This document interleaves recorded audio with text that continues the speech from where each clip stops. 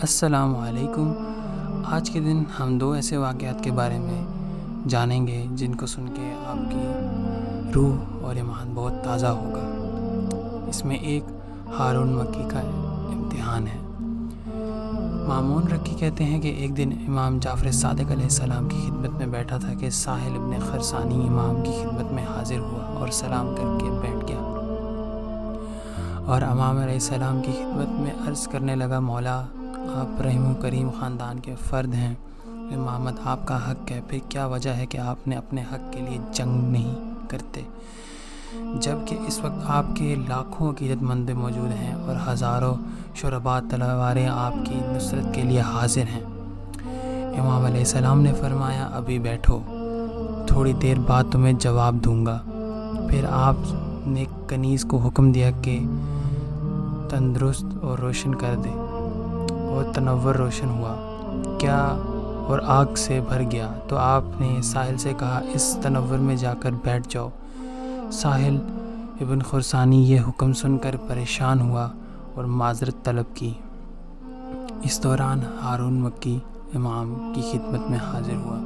امام علیہ السلام نے فرمایا، ہارون جوتے باہر رکھ دے، وہ تندور میں جا کر بیٹھ جاؤ۔ ہارون نے فوراً آپ کے حکم کی تعمیل کی۔ جیسے ہی ہارون تندور میں جا کر بیٹھا تو آپ نے اوپر سے تندور کا ڈھکنا بند کر دیا اور ساحل سے خراسان کے متعلق کافی دیر تک گفتگو کرتے رہے۔ پھر آپ نے خراسانی سے فرمایا، ذرا تندور کے پاس جاؤ اور ہارون کا حال مرا قطع کرو۔ ساحل تیزی سے تندور کی طرف گیا اور ڈھکنا اٹھا کر دیکھا تو ہارون ایک سرسبز باغیچے میں بیٹھا ہوا تھا۔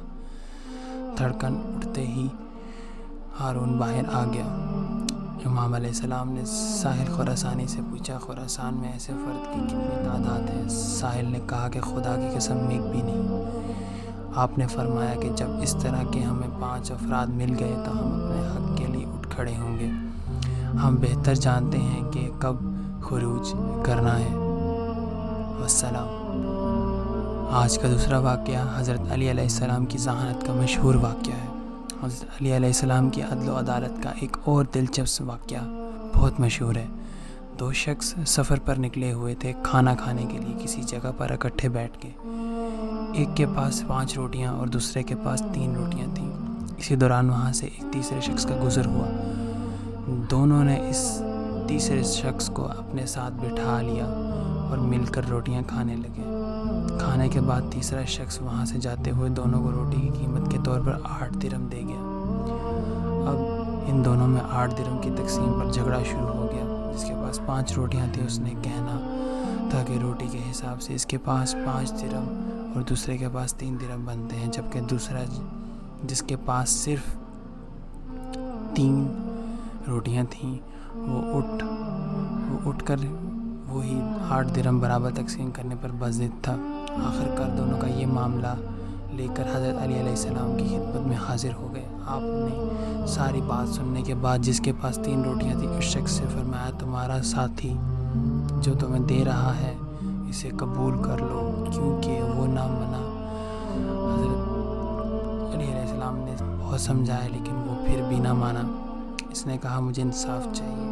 حضرت علی علیہ السلام نے فرمایا، انصاف کے مطابق تمہارے حصے میں صرف 1 درہم آتا ہے۔ یہ سن کر وہ شخص حیران ہو گیا اور عرض کیا، آپ مجھے سمجھا دیں کہ کیسے میرا حق 1 درہم بنتا ہے؟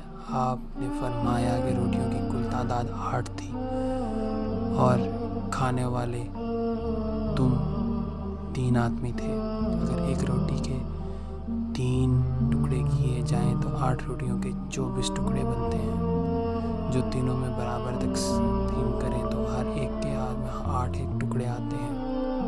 تم نے اپنی 3 روٹیوں کے 9 ٹکڑوں میں سے 8 ٹکڑے کھا لیے اور باقی 1 ٹکڑا بچا، جبکہ تمہارا ساتھی نے اپنی 5 روٹیوں کے 15 ٹکڑوں میں 8 ٹکڑے کھائے تو باقی 60 ٹکڑے بچے۔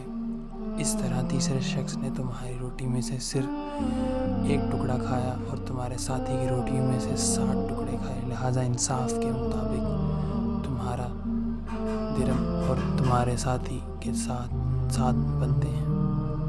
اس منصفانہ تقسیم پر دونوں متفق ہو گئے اور 5 روٹی والے نے 7 درہم اور 3 روٹی والے نے 1 درہم لے لیا۔ جزاک اللہ۔